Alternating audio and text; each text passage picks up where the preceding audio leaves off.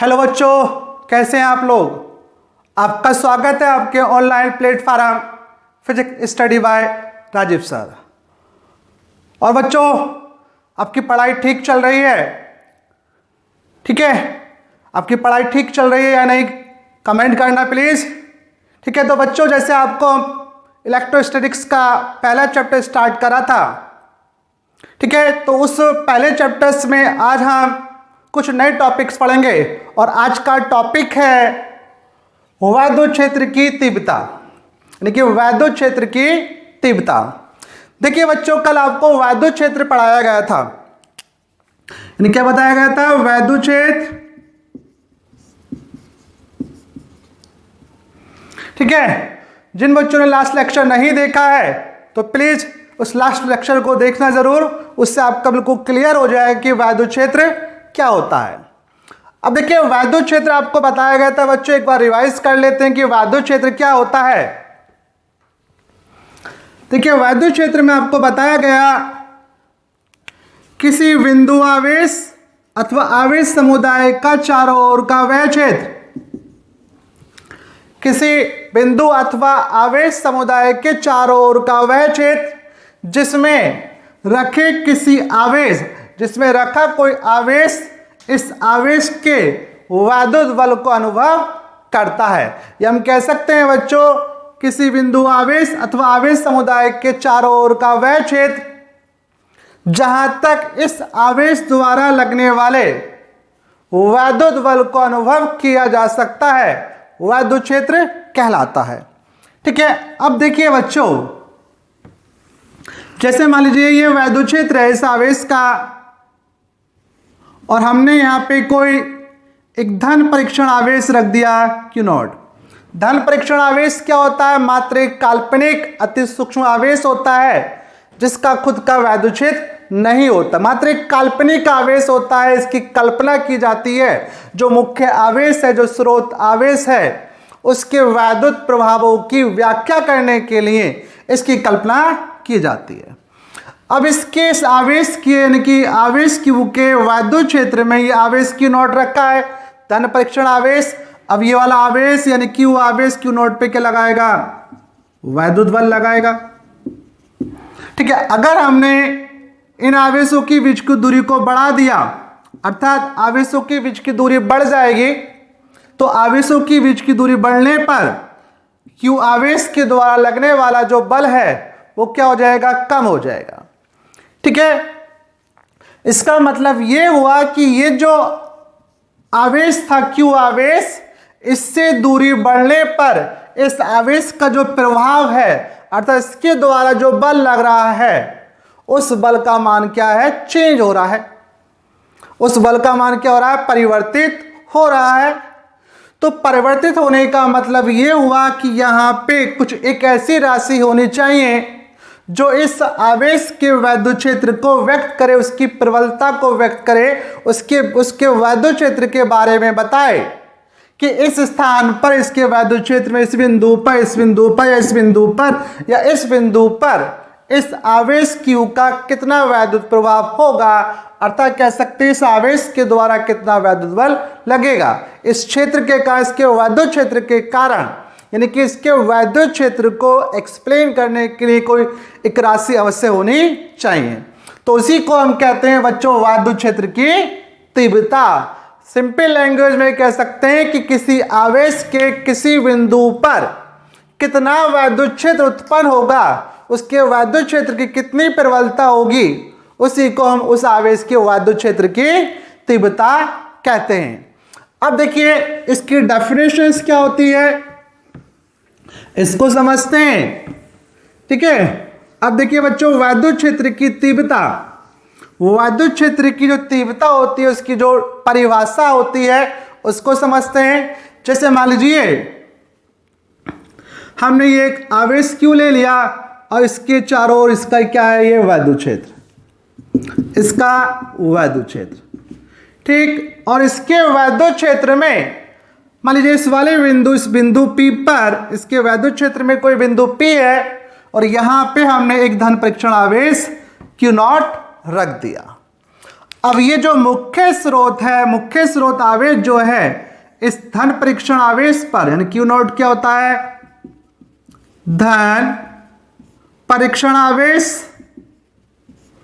तो इस धन परीक्षण आवेश पे क्या लगाएगा बच्चों, वैद्युत बल आरोपित करेगा।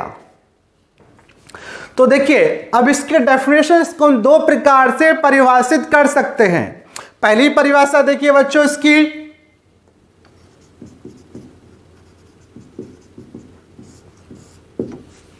देखिए पहली परिभाषा कि किसी वैद्युत क्षेत्र में, किसी वैद्युत क्षेत्र में किसी बिंदु पर, किसी बिंदु पर रखे,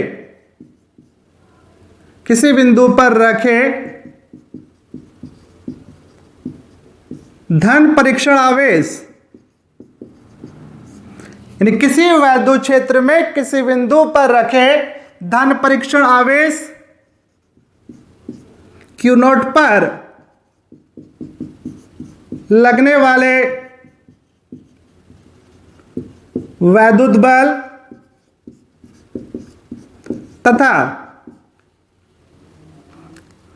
तथा धन परीक्षण आवेश,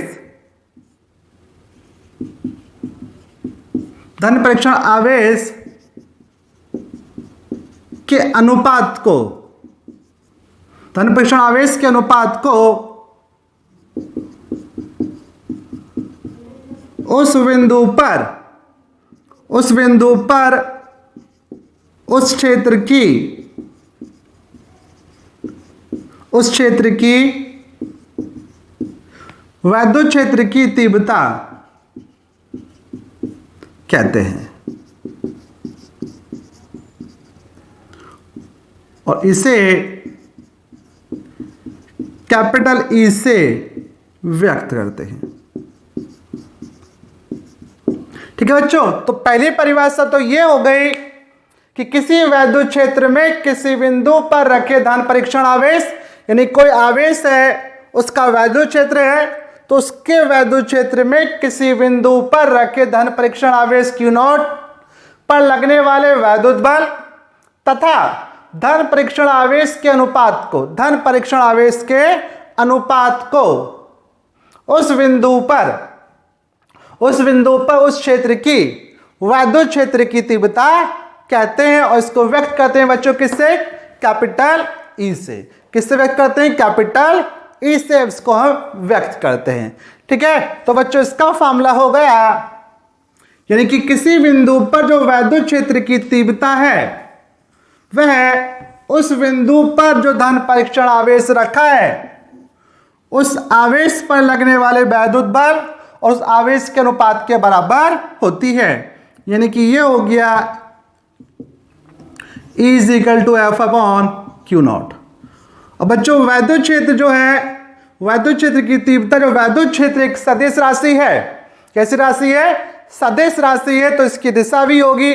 दिशा कैसे ज्ञात करेंगे आगे आपको बताया जाएगा।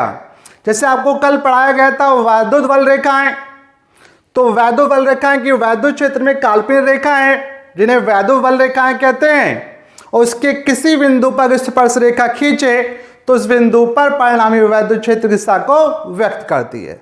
ठीक है, तो उस आधार पे आपको वैद्युत क्षेत्र की दिशा कैसे ज्ञात करी जाएगी आगे टॉपिक में आएगा। अभी समझते हैं वैद्युत क्षेत्र की तीव्रता का फॉर्मूला कि वेक्टर ई बराबर vector F upon q not. ठीक है, तो एक डेफिनेशन तो ये हुई। अब दूसरी परिभाषा और आ जाती है,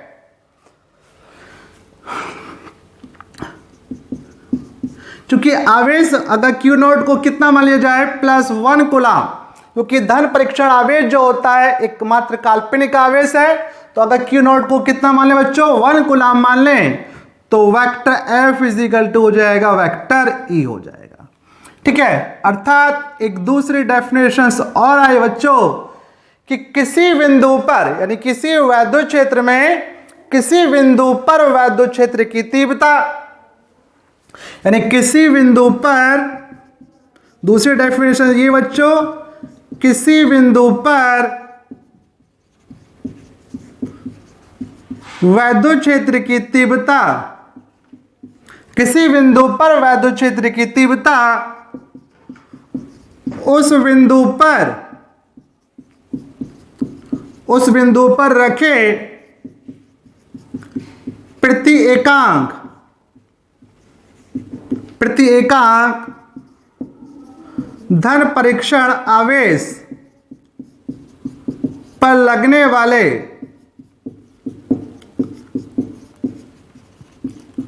वैद्युत बल के बराबर होती है। ठीक है, तो बच्चों दूसरी परिभाषा ये हुई कि किसी बिंदु पर वैद्युत क्षेत्र की जो तीव्रता होती है उस बिंदु पर रखे प्रति एकांक धन परीक्षण आवेश पर जो बल लगेगा, जो वैद्युत बल आरोपित होगा, उस वैद्युत बल के बराबर होती है।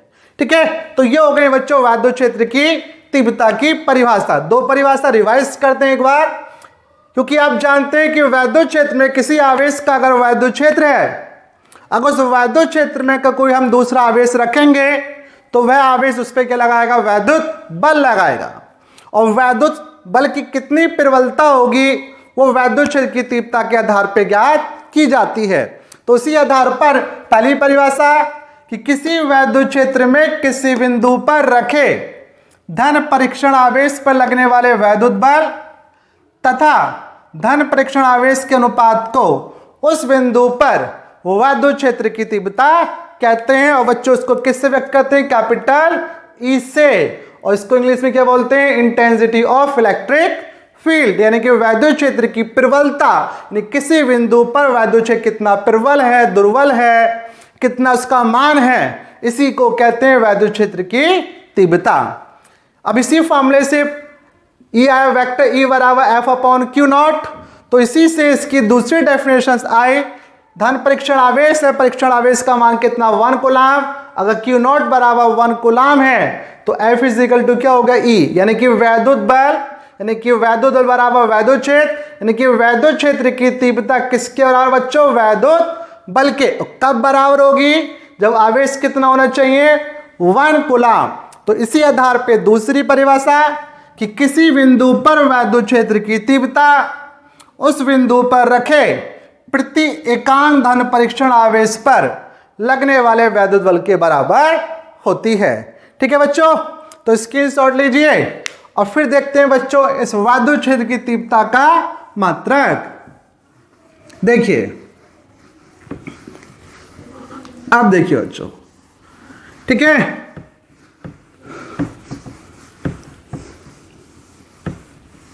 और बच्चों अगर आपको लेक्चर पसंद आता है तो प्लीज लेक्चर को लाइक कर दिया करो। अब देखिए बच्चों, वैद्युत क्षेत्र की तीव्रता आया वेक्टर ई बराबर vector F upon q not. ठीक है, तो अब बच्चों देखते हैं कि वैद्युत क्षेत्र की जो तीव्रता होती है इसका यूनिट क्या होता है, इसका मात्रक क्या होता है, एग्जाम में बहुत पूछा जाता है। तो देखते हैं इसका मात्रक। देखिए, अब देखिए बच्चों मात्रक।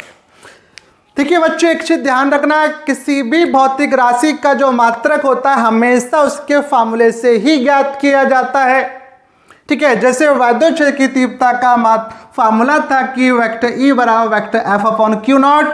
अब इसका मात्रक हम निकालें तो देखिए ई बराबर एफ अपॉन क्यू, एफ क्या वैद्युत बल, और बल का मात्रक क्या होता है बच्चों, न्यूटन, और बटे बटे का मतलब क्या होता है बच्चों, प्रति, और प्रति में क्या आवेश, तो आवेश का मात्रक क्या होता है, कूलॉम।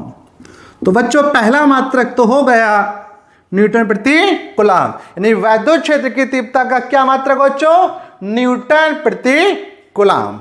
अब ये तो आया पहला मात्रक, लेकिन इसकी बच्चों कई मात्रक होते हैं। अब देखिए दूसरा मात्रक, एक अन्य मात्रक और भी होता है। जैसे बच्चों यहां पे हम पढ़ेंगे, यहां पे वैद्युत क्षेत्र पढ़ रहे हैं, आगे जब अगला चैप्टर आएगा सेकंड चैप्टर, वहां भी स्थिर आवेश के प्रभाव को पढ़ा जाएगा, उसके बारे में पढ़ा जाएगा। और वहां पे हम पढ़ेंगे एक वैद्युत विभव, वैद्युत विभवांतर। क्या पढ़ेंगे बच्चों अगले चैप्टर में? वैद्युत विभवांतर। और वहां पे यानी कि वैद्युत क्षेत्र और वैद्युत विभवांतर एक दूसरे से संबंधित होते हैं, और इसका एक फॉर्मूला हम पढ़ेंगे वहां पे, delta we upon delta x, यानी कि वैद्युत विभवांतर और वैद्युत क्षेत्र की तीव्रता के मध्य संबंध। ठीक है, इसी आधार पे अब वैद्युत विभवांतर जो होता है, अब इस फॉर्मूले से मात्रक आता है। हमने वैद्युत विभवांतर अपने हाई स्कूल में पढ़ा होगा थोड़ा बहुत, लेकिन डिटेल में हम अगले चैप्टर में पढ़ेंगे स्थिर विद्युत के। तो यहां पे वैद्युत विभवांतर का मात्रक होता है वोल्ट, पट्टी का मतलब बच्चों प्रति, और डेल्टा एक्स क्या होती है बच्चों? ये होती है दूरी, और दूरी का मात्रक ऐसा पद्धति में मीटर। तो अन्य मात्रक आया वैद्युत क्षेत्र की तीव्रता का वोल्ट प्रति मीटर। अब एक मात्रक और होता है बच्चों, क्योंकि ये जो वोल्ट होता है, वोल्ट जो होता है ये होता है बच्चों जूल प्रति कूलम। क्या होता है बच्चों? जूल प्रति कूलम होता है। जूल प्रति कूलम को ही वैज्ञानिक को, जिस वैज्ञानिक ने विभवांतर के बारे में बताया, विभव के बारे में बताया, उसको सम्मानित करने के लिए हम जूल प्रति कूलम को ही बच्चों क्या कह देते हैं? वोल्ट कह देते हैं। क्या कहते हैं बच्चों? वोल्ट कह देते हैं। ठीक है, तो इस वोल्ट की जगह हम क्या रख सकते हैं? जूल प्रति कूलम भी रख सकते हैं। तो फिर एक मात्रक और आया कि जूल प्रति कूलम मीटर। तो वैद्युत क्षेत्र की तीव्रता के हमारे एसआई पद्धति में तीन मात्रक आ गए बच्चों। पहला मात्रक न्यूटन प्रति कूलम, पहला मात्रक न्यूटन प्रति कूलम, न्यूटन प्रति कूलम। सेकेंड मात्रक वोल्ट प्रति मीटर, वोल्ट प्रति मीटर। और थर्ड जूल प्रति कूलम मीटर, जूल प्रति कूलम मीटर। तो ये तो हो गए वैद्युत क्षेत्र की तीव्रता के मात्रक। अब देखिए बच्चों आगे देखते हैं इसका विमीय सूत्र। विमीय सूत्र, तो जैसे आप जानते हैं बच्चों, विमीय सूत्र जो होता है किसी भी राशि का, वो उसके मात्रक से या उसके फॉर्मूले से ज्ञात किया जाता है। तो वैद्युत क्षेत्र की तीव्रता का फॉर्मूला था E बराबर एफ अपॉन क्यू नॉट। तो एफ क्या? बल, और बल का विमीय सूत्र क्या होता है बच्चों? ml t minus two. क्या होता है बच्चों बल का? ml t माइनस टू बटे क्यू नॉट। और क्यू नॉट क्या होता है बच्चों? आवेश, और आवेश का विमीय सूत्र होता है AT। ठीक है, इसको ऊपर लेके जाइए तो ये हो जाएगा ml t माइनस टू। अब इसको ऊपर लेके जाएंगे तो इनकी विमाओं के चिन्ह क्या हो जाएंगे? चेंज। पॉजिटिव का नेगेटिव, नेगेटिव का पॉजिटिव। अब ये A पॉजिटिव तो हो जाएगा A माइनस वन और T माइनस वन। तो कितना आया बच्चों? ये ml t माइनस थ्री और A माइनस वन। तो यह आ गया बच्चों वैद्युत क्षेत्र की तीव्रता का विमीय सूत्र। ठीक है, स्क्रीनशॉट लीजिए, फिर समझते हैं इससे संबंधित कुछ और। अब देखिए बच्चों आगे, यानी कि यह आया बच्चों वैद्युत क्षेत्र की तीव्रता का जो फॉर्मूला था, E बराबर होता है एफ अपॉन क्यू नॉट, यानी E बराबर एफ अपॉन क्यू नॉट होता है। ठीक है, यानी कि E बराबर आ गया एफ अपॉन क्यू। अगर हम किसी आवेश की बात करें तो E बराबर क्या हो जाएगा? एफ अपॉन क्यू हो गया। ठीक, यानी कि जैसे आपको मालूम है बच्चों, अगर हम किसी आवेश के वैद्युत क्षेत्र में, किसी आवेश के वैद्युत क्षेत्र में कोई अन्य आवेश रखते हैं तो वह उस आवेश पे क्या लगाएगा बच्चों? बल लगाएगा। और बल का फॉर्मूला क्या हो जाएगा? F बराबर QE। अगर किसी आवेश के वैद्युत क्षेत्र में हम कोई अन्य आवेश रख देते हैं तो वह आवेश जो होगा, जो वैद्युत क्षेत्र जो होगा, उस वैद्युत क्षेत्र के कारण उस पर क्या लगता है? बल। अब बच्चों बल जो होता है कैसी राशि होती है? सदिश राशि। तो इसकी दिशा भी होती है। जैसे मान लीजिए ये किसी आवेश का वैद्युत क्षेत्र है और ये वैद्युत बल रेखा है। कल आपको बताया गया था वैद्युत बल रेखाओं के बारे में डिटेल से बताया गया था। जिन बच्चों ने लास्ट लेक्चर नहीं देखा है तो प्ले लिस्ट बना दी गई है, तो उस लेक्चर को जाके देखिए। अब ये वैद्युत क्षेत्र है किसी आवेश का, और यदि हम इस वैद्युत क्षेत्र में किसी अन्य आवेश को रख देते हैं तो ये वैद्युत क्षेत्र उस पर क्या लगाएगा बच्चों? वैद्युत बल लगाएगा। क्या लगाएगा? वैद्युत बल आरोपित करेगा। अब देखिए, जैसे मान लीजिए सपोज यहाँ पे हमने क्यू नॉट प्लस क्यू आवेश रख दिया, मान लीजिए यहाँ पर ये माइनस क्यू आवेश रख दिया, तो अब ये इस वैद्युत क्षेत्र जो है इस आवेश धनावेश पे क्या लगाएगा बच्चों? बल लगाएगा, वैद्युत बल लगाएगा। माइनस क्यू है, इस पे भी बल लगाएगा। और बल क्या एक सदिश राशि है, तो उसकी दिशा भी हमें मालूम होनी चाहिए। अब दिशा कैसे ज्ञात करते हैं इसको हमें समझना है। तो बच्चों ध्यान रखना कि धनावेश पर लगने वाला जो बल, जैसे इस आवेश पे जो बल लगेगा F इजिकल टू कितना लगेगा? QE लगेगा। और बच्चों ध्यान रखना, धनावेश पे जो वैद्युत बल लगता है, धनावेश पे जो वैद्युत बल लगता है उसकी दिशा सदैव वैद्युत क्षेत्र की दिशा में ही होती है। जो बाह्य वैद्युत क्षेत्र है उस वैद्युत क्षेत्र की दिशा में ही वैद्युत बल आरोपित होता है धनावेश पर। तो ये धनावेश है, तो इस धनावेश पे जो बल लगेगा, वैद्युत बल लगेगा, वो बाह्य वैद्युत क्षेत्र की ही दिशा में लगेगा। वैद्युत क्षेत्र आगे की ओर, तो बल जो लगेगा इस पे वो आगे की ओर ही आरोपित होगा। और बच्चों ऋणावेश पे जो बल लगता है, ऋणावेश पे जो वैद्युत बल की दिशा होती है सदैव बाह्य वैद्युत क्षेत्र की विपरीत दिशा में होती है। यानी ऋणावेश पर जो वैद्युत बल की दिशा होती है सदैव बाह्य वैद्युत क्षेत्र की विपरीत दिशा में होती है। तो ऋणावेश है, तो ऋणावेश पे बल बच्चों किधर लगेगा? बाह्य वैद्युत क्षेत्र की विपरीत दिशा में। तो इधर इस पे बल लगेगा, इधर। ये बच्चों एक चीज ध्यान रखना कि फिजिक्स में जितनी भी सदिश राशियां होती हैं उनकी दिशा बहुत महत्वपूर्ण होती है। अगर किसी कोई सदिश राशि के बारे में हम अध्ययन कर रहे हैं, उसके बारे में पढ़ रहे हैं, अगर हमें उसकी दिशा नहीं आती है तो बहुत परेशान करेगी आपको वो। इसलिए जब भी हम कोई सदिश राशि पढ़ें तो उसकी दिशा निकालनी आपसे जरूर आनी चाहिए। ठीक है, तो बच्चों ये क्लियर हुआ कि बाह्य वैद्युत क्षेत्र में रखे धनावेश पे जो बल लगता है सदैव किधर की ओर लगता है? बाह्य वैद्युत क्षेत्र की ही दिशा में लगता है। और ऋणावेश से बच्चों किधर की लगता है? बाह्य वैद्युत क्षेत्र की दिशा में। अब बच्चों अब थोड़ा सा डाउट आपके दिमाग में आ रहा होगा कि ऐसा क्यों हुआ। ठीक है, तो बच्चों देखिए इसका कारण आपको मैं समझा देता हूं, 1 मिनट लगेगा। कैसे? क्योंकि ये वैद्युत बल रेखा है। अब बच्चों अगर इसको ध्यान से देखा जाए, ये वैद्युत बल रेखाएं क्या है? दूर की ओर जा रही हैं। तो इसका मतलब ये हुआ कि ये जो वैद्युत क्षेत्र होगा वो किसी ना किसी दूर कहीं पे रखे धनावेश के कारण होगा। किसके कारण होगा बच्चों? धनावेश के कारण। और ये धनावेश रखा, ये धनावेश रखा, तो ये धनावेश इसको क्या करेगा बच्चों? प्रतिकर्षित करेगा, क्योंकि समान प्रकृति के आवेश हैं। जब ये आवेश इसको प्रतिकर्षित करेगा तो प्रतिकर्षित करने का मतलब है दूर की ओर धकेलना। ये आवेश इसको दूर की ओर धकेलेगा। तो इसलिए हम ये कह सकते हैं कि धनावेश पे जो बल लगता है बाह्य वैद्युत क्षेत्र की ही दिशा में लगता है। अब मान लीजिए इसमें रख दिया हमने ऋणावेश। अब ऋणावेश ये धनावेश के कहाँ वैद्युत बल रेखाएं हैं। ठीक है, और इसमें हमने बच्चों ऋणावेश रखा है, तो धनावेश ऋणावेश को क्या करेगा? अपनी ओर खींचेगा।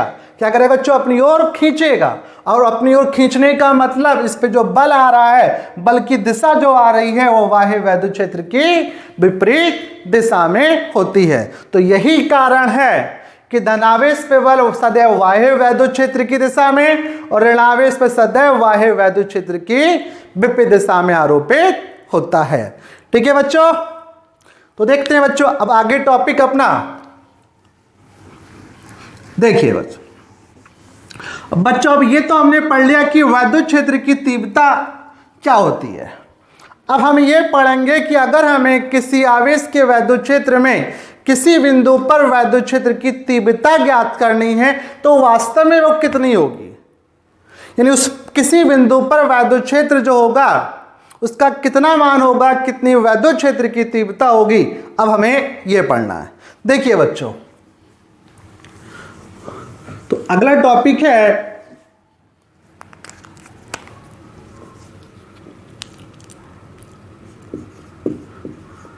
यानी कि विलगित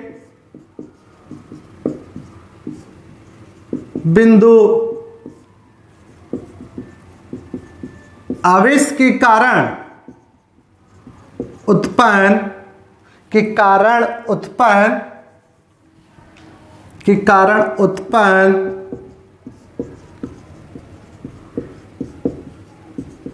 वैद्युत क्षेत्र की तीव्रता,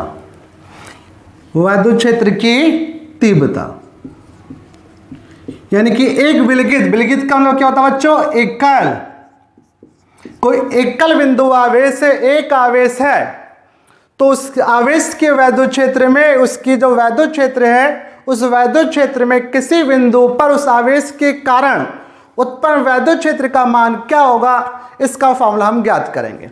मान लीजिए बच्चों, ये कोई बिंदु आवेश रखा है प्लस क्यू, ठीक है, वायु में रखा है। मान लीजिए माना वायु में स्थित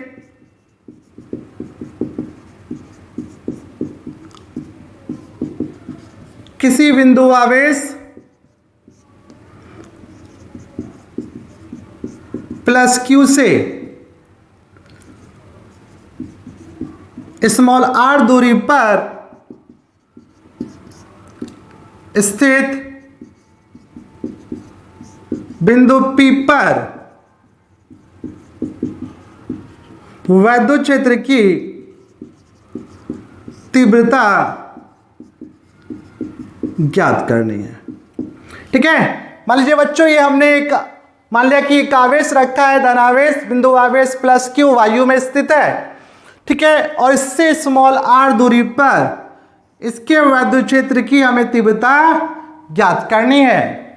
अब वैद्युत क्षेत्र की तीव्रता ज्ञात करनी है कि यह आवेश जो है इस बिंदु पर कितना वैद्युत क्षेत्र उत्पन्न करेगा, उसकी तीव्रता ज्ञात करनी है। तो इसके लिए हम मान लेते हैं कि बिंदु P पर एक धन परीक्षण आवेश रखा है। क्या रखा बच्चों, कि बिंदु P पर एक धन परीक्षण आवेश रखा है। तो देखिए, अतः प्लस क्यू आवेश के कारण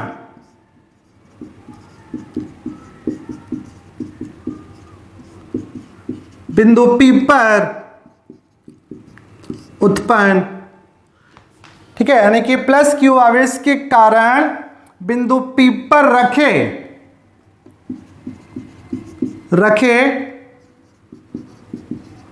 आवेश Q नॉट पर वैद्युत बल, ठीक है। यहां पर हमें बच्चों वैद्युत क्षेत्र की तीव्रता ज्ञात करनी है, तो यहां पे वैद्युत क्षेत्र की तीव्रता का क्या फॉर्मूला होगा, जो वैद्युत क्षेत्र की तीव्रता की परिभाषा थी उसी को फॉलो करके हम यहां पे वैद्युत क्षेत्र की तीव्रता ज्ञात करेंगे। क्योंकि हम जानते हैं कि किसी वैद्युत क्षेत्र में किसी बिंदु पर वैद्युत क्षेत्र की जो तीव्रता होती है उस बिंदु पर रखे धन परीक्षण आवेश पर लगने वाले बल और उसके अनुपात के बराबर होती है। तो यहां पे हमने धन परीक्षण आवेश की कल्पना कर ली, ठीक है, और प्लस क्यू आवेश के बिंदु P पर जो वैद्युत बल लगेगा तो बच्चों कितना लगेगा, F is equal to 1/4 pi epsilon naught Q naught upon R square.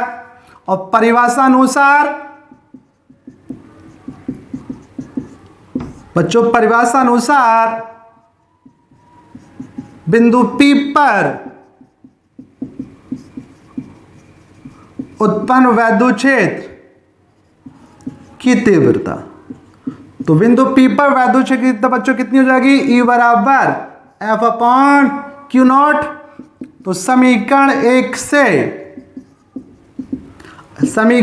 से बच्चों आप F का मान रखिए, तो F की वैल्यू कितनी, इतनी थी, तो 1/4 पाई एप्सिलॉन नॉट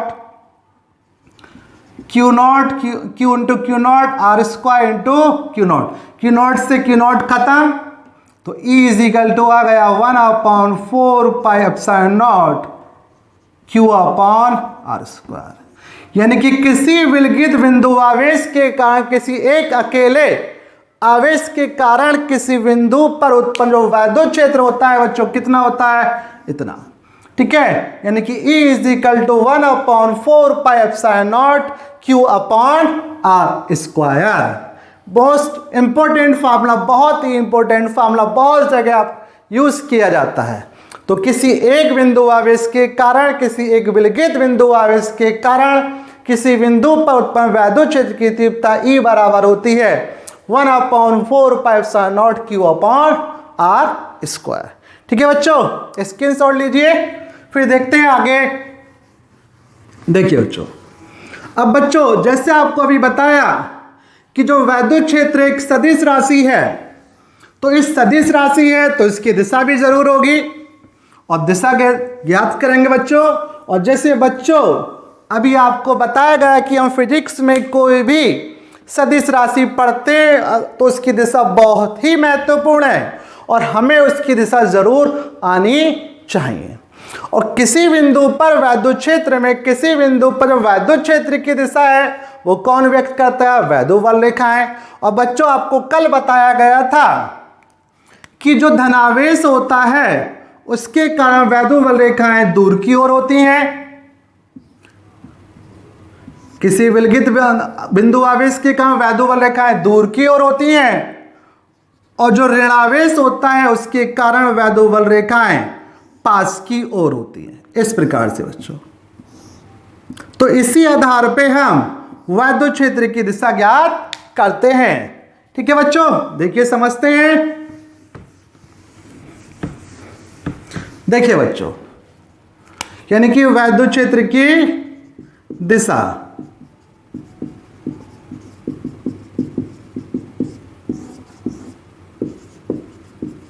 इंपॉर्टेंट। देखिए जैसे मान लीजिए बच्चों ये धनावेश रखा है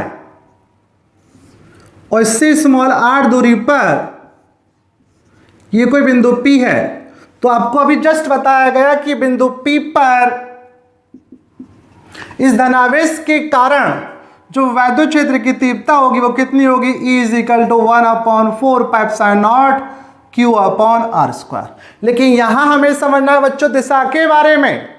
तो बच्चों ध्यान रखना कि धनावेश के कारण किसी बिंदु पर जो वैद्युत क्षेत्र की दिशा होती है सदैव आवेश से दूर की ओर होती है। किधर की ओर बच्चों, आवेश से दूर की ओर। और दिशा दिखाने के लिए जो हम वेक्टर लगाएंगे, जो एरो लगाएंगे, हमेशा उसी लाइन के अनुदिश लगाएंगे जो लाइन आवेश और बिंदु को मिला रही है। यानी कि वैद्युत क्षेत्र की दिशा सदैव आवेश और बिंदु को मिलाने वाली रेखा के ही अनुदेश होती है। अगर धनावेश है तो दूर की ओर होगी, ठीक है, और ऋणावेश होता है तो पास की ओर होती है। ये धनावेश है तो धनावेश के कारण यहाँ पे जो वैद्युत क्षेत्र उत्पन्न होगा उसकी दिशा आवेश से दूर की ओर, और उसी लाइन के अनुदिश होगी जो लाइन आवेश और बिंदु को मिला रही है। और जैसे देखिए बच्चों, अगर मान लीजिए ऋणावेश होता, ये बिंदु P, तो यहां पे वैद्युत क्षेत्र की तीव्रता का जो परिमाण होगा इतना ही होगा। ठीक है, और बच्चों एक चीज और ध्यान रखना कि जितनी भी सदिश राशियां होती हैं वहां पर हम केवल आवेश का परिमाण यूज करते हैं, उसका चिन्ह यूज नहीं करते हैं। जब उसके हम न्यूमेरिकल्स करेंगे, उसकी वैल्यू जो रखेंगे, वहां पे केवल हम आवेश का परिमाण यूज करेंगे, उसका चिन्ह यूज नहीं करेंगे। चिन्ह की सहायता से उस सदिश राशि की दिशा ज्ञात की जाएगी। अब बच्चों ये क्या, ऋणावेश, और ऋणावेश के कारण जो वैद्युत क्षेत्र होता है किधर की ओर, पास की ओर। तो ऋणावेश के कारण जो वैद्युत क्षेत्र की दिशा होती है वो आवेश की ओर होगी, और दिशा दिखाने के लिए जो वेक्टर हम लगाएंगे उसी लाइन के अनुदिश लगाएंगे जो लाइन आवेश और बिंदु को मिला रही है। ठीक है, तो ये आवेश, ये बिंदु, तो इधर वैद्युत क्षेत्र किधर की ओर होगा बच्चों, इसके दिशा में। इस प्रकार से। तो बच्चों ये हो गए वैद्युत क्षेत्र की दिशा, बहुत बहुत इंपॉर्टेंट। अब एक चीज और देखिए, जैसे बच्चों मान लीजिए सपोज ये आवेश प्लस क्यू था और यहां आपको दिशा बतानी है, तो यहां भी दिशा किधर की ओर होगी, इसी लाइन की सीध में होगी, जो लाइन आवेश और बिंदु को मिला रही है। ऐसा नहीं आपने ऐसे दिखा दी, ऐसे दिखा दी है, ये सब क्या है, गलत है। यानी कि वैद्युत क्षेत्र की दिशा सदैव उसी लाइन की सीध में होती है, उसी लाइन के अनुदेश होती है जो लाइन आवेश और बिंदु को मिला रही है। या तो उससे दूर की ओर होगी, धनावेश से तो दूर की ओर और ऋण आवेश से तो पास की ओर। ठीक है बच्चों, तो ये हो गई वैद्युत क्षेत्र की दिशा। तो बच्चों आज का लेक्चर यहीं पे समाप्त करते हैं। अगर आपको लेक्चर पसंद आया हो तो प्लीज लेक्चर को लाइक करना, अपने फ्रेंड के साथ अपने सभी ग्रुप में शेयर करना। ठीक है, और बच्चों बेल आइकन को भी प्रेस करना है आपको कि जैसे ही न्यू लेक्चर अपलोड हो तो तुरंत आपके पास उसका नोटिफिकेशन पहुंच जाए। ठीक है बच्चों, थैंक यू, धन्यवाद।